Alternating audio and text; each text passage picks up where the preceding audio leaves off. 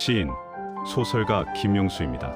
40여 년 전, 제 가영의 권유로 엘빈 토플러의 제3의 물결을 읽었다.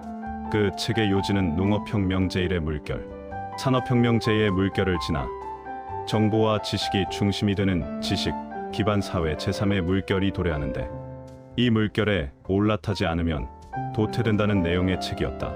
엘빈 토플러는 전시대와 후시대 사이에 인류 생활 형식이 근본적으로 바뀌는 계기가 있었는데, 이 계기를 하나의 물결로 보았다.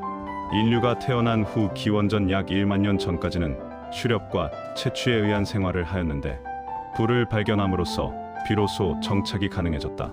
정착 생활이 시작되면서 인류는 수렵과 채취의 생활에서 벗어나 짐승을 키우고 농사를 지음으로써 생활 형식이 급격하게 변화하였으니, 이것이 농업혁명으로서 첫 번째 물결이었다.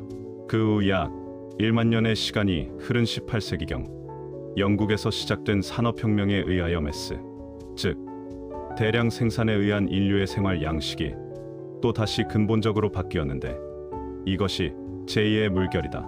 그로부터 다시 200년의 시간이 흐른 20세기 후반 지식, 정보화 사회가 도래하였는데, 지금의 이 시대가 엘빈 토플러가 말하는 제3의 물결이다. 엘빈 토플러는 인류가 탄생한 후 제1의 물결인 농경사회가 오기까지 약 700만 년이 걸렸다고 한다. 제1의 물결에서 제2의 물결이 오기까지 걸린 시간이 약 1만 년 정도이며, 다시 제3의 물결인 지식, 정보화 사회가 오기까지는 불과 200년 정도가 걸렸다. 여기서 하나의 파도가 오기까지 처음에는 700만 년, 두 번째 물결까지는 1만 년, 제3의 물결까지는 200년이 각 소요됨으로써 기하급수적으로 시간이 단축된다는 사실을 발견할 수 있다. 제4, 제5의 물결 또한 이런 비율로 시간이 단축된다면, 나중에는 하룻밤을 자고 나면 세상이 바뀌게 된다고 하였다. 따라서 현재를 살아가는 우리가 이 물결에 올라타서 적응하지 않으면 앞으로의 세계는 하룻밤 자고 나면 전날과 다음 날의 생활 패턴이 근본적으로 바뀌게 되므로, 도태되지 않으려면 적응해야 하고, 그 적응이 바로 물결에 올라타는 것이라고 하였다. 그 책을 읽은 후 나는 방대한 사무실 업무를 효율적으로 처리해야겠다는 생각으로 컴퓨터를 쓰기 시작하였다. 40년 전의 일이었다. 고작 컴퓨터 하나를 쓰기 시작하면서 나는 내가 일하는 업계에서 나에 대한 평가를 완전히 바꿀 수 있었다. 엄청스럽게 많은 일을 처리하였다. 다른 사람들이 봤을 때 도저히 혼자서 할 수 있는 일이 아니었는데, 이를 혼자서 처리한다는 경탄의 결과였다. 당신은 그랬다. 그러나 불행하게도 내가 하는 일은 고작 워드 프로세스에 불과하였다. 컴퓨터의 다양한 기능들을 전혀 이용하지 못했고, 단지 윈도우로 대표되는 워드 작업만 하면서 40년을 지냈다. 전혀 불편함을 느끼지 못한 정도가 아니라 누구보다 일찍 컴퓨터를 사용한 업무 처리를 한다는 자부심만 팽배하였다. 그렇게 40년을 지내오면서 나는 어느덧 70대의 고령자가 되었고, 점점 이 첨단의 문화를 흡수하는 능력이 줄어들 수밖에 없었다. 누구보다 먼저 컴퓨터를 사용하는 업무의 첨단화를 이루었음에도 젊은이들로부터 컴맹이라는 말을 듣는 늙은이가 돼버린 것이다.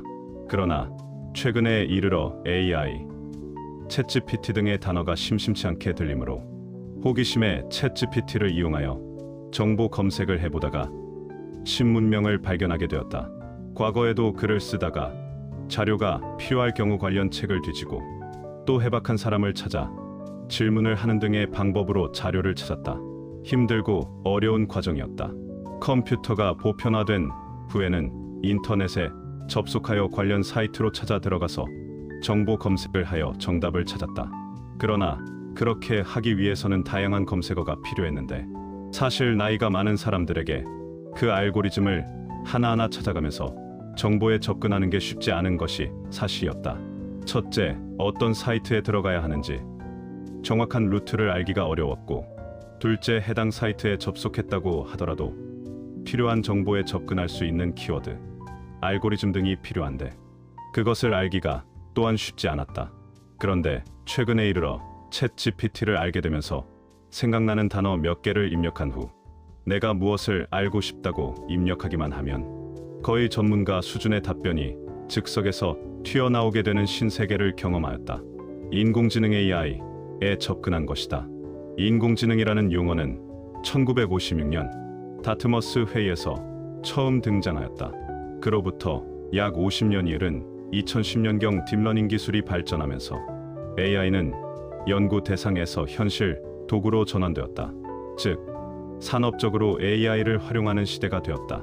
그리고 10여 년의 시간이 흐르면서 2022년경 챗GPT가 등장하는 등 일반인도 AI를 일상에서 사용하는 진짜 AI 시대가 도래한 것이다.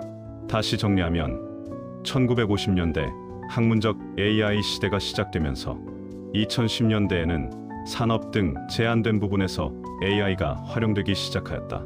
2020년대부터 일반인도 AI를 사용하는 생활 속 AI 시대가 시작되었다. 식당에 가서 음식 주문을 하려면 사람이 오지 않고 테이블 위에 놓인 키오스크를 뒤져야 하며 기차나 전철을 타려고 하여도 무인 기계 앞에서 우물쭈물하였던 기억들이 떠오를 것이다. 이런 사소한 것들이 이미 기계가 사람을 대신하는 시대가 도래한 것을 알리는 징표들이다. 지금 나는 하루에도 수십 번씩 챗GPT, 제미나이, 그루를 찾고 있고 수노로 음악을 만들고 브루를 이용하여 영상을 제작하면서 그야말로 AI를 만끽하고 있다. 책상머리에 앉아 글을 쓰면서 먼지 묻은 책이나 냄새나는 자료를 뒤져야 하던 것을 이제는 손가락 몇 번 까닥거리는 것으로써 그 모든 조사 작업을 마무리할 수 있으니 시간과 노력의 절약은 가히 혁명적이라 하지 않을 수 없다. 나는 뒤늦게나마 제3의 물결에 올라탄 것이었다. 나도 그동안 종이책을 몇 권 발간도 했고 또 내가 관여하는 문단에서 발행하는 책을 감수하고 편집하는 작업을 하기도 하지만 최소한 나는 내 이름의 단행본 책을 더 이상 발행하지 않고 신시대에 맞는 매체를 이용한 방법으로 내 작품을 소개하기로 마음먹었다. 유튜버 공부를 시작하였다. 그러나 벽두인 용어에서부터 막히기 시작하였다. 컴퓨터 관련 문화가 미국에서부터 나온 것이기 때문에 사용되는 용어가 전부 영어에 바탕을 두고 있다. 전혀 새로운 용어들이 난무하는 마당에서 혼란이 올 수밖에 없었다. 또 기존에 알고 있던 영어 단어들도 이 컴퓨터 앞에만 서면 옷을 갈아입고 화장의 분장, 덧칠까지 해서 나타나므로 전혀 다른 얼굴이 된 후 내게는 모른 체하기가 일쑤였다. 모르는 게 있어 챗GPT에 뭘 물어보면 타임라인을 확인해서 클립을 잘라내고 컷 편집을 하라고 가르쳐준다. 타임라인이나 트랙, 클립이나 컷 편집 등의 용어는 일반적인 단어로 쓸 때는 그 뜻을 충분히 알지만 컴퓨터 관련 전문 용어라는 옷을 갈아입고 내 앞에 서면 전혀 다른 용도로 의미가 바뀐다. 묻고 또 물어가면서 배우고 익히는 수밖에 달리 방법이 없다. 하나하나 내가 극복하지 않으면 안 되는 과정이었다. 문제는 이것을 가르쳐 줄 적당한 선생님이 없다는 것이었다. 결국 독학에 가까운 공부 방법을 택하였다. 다행히 지식, 정보와 과정이 다른 나라에 비하여 앞서가는 나라에 사는 덕분에 유튜브에 들어가면 내가 모르는 부분을 쉽게 배울 수 있는 다양한 방법들이 제시되어 있었다. 이를 통하여 하나하나 배우면서 덥석 유튜브 방송을 시작하였다. 처음에는 당연히 엉망진창이었다. 음정, 박자가 안 맞는 것은 기본이고 오타가 나도 고치는 방법을 몰라 그대로 방송해 버리기도 하였다. 그런데 고마운 것은 이 챗 GPT라는 녀석 같은 걸 10번 묻고 100번 물어도 신경질을 내지 않고 잘 가르쳐준다.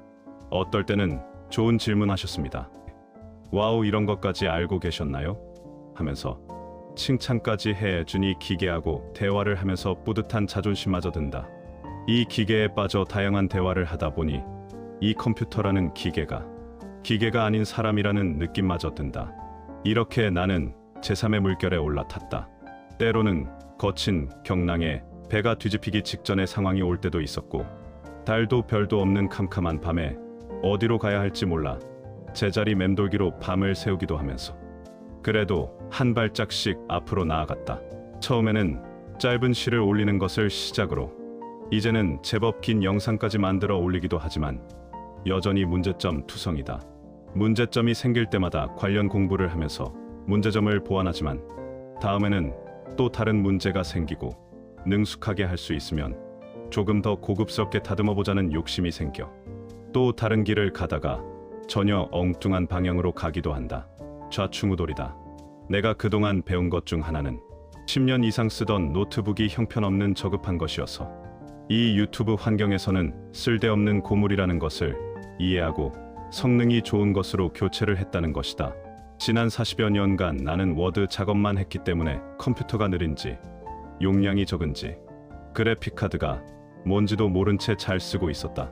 그런데 유튜브를 시작한 후 영상 하나를 올리는데 너무 많은 시간이 걸리고 때로는 환경에 맞지 않아 작업이 어렵다는 것을 알게 되면서 결국 성능이 좋은 컴퓨터로 바꾸지 않을 수 없었다. 잘못된 것을 잘못된 것이라고 알아차린 만큼 발전을 한 것이다. 내가 만드는 유튜브 영상이 다른 전문가들의 눈에는 형편없이 조악하고 수준 낮은 작품으로 보일 것이다. 그래도 한 사람 내 작품을 봐주는 사람들이 생기고 격려의 댓글을 달아주는 구독자가 생기니 그 재미와 보람도 적지 않다. 나도 70을 넘은 노년이라면 노년이다. 이 노년의 나이에 용감하게 유튜브 방송을 시작하였다. 내 처음이 엉망진창으로 미약하지만 조만간 순수문학의 장르에서 그래도 개척자였다는 소리를 들을 수 있는 경지에까지 오를 것이라고 확신한다. 이 시대를 살아가는 노인들이여, 당신들도 노인이라는 고정관념을 깨뜨리고 내 앞에 닥친 저 파도를 넘을 수 있는 배에 올라탑시다. 바야흐로 지금은 AI 시대입니다.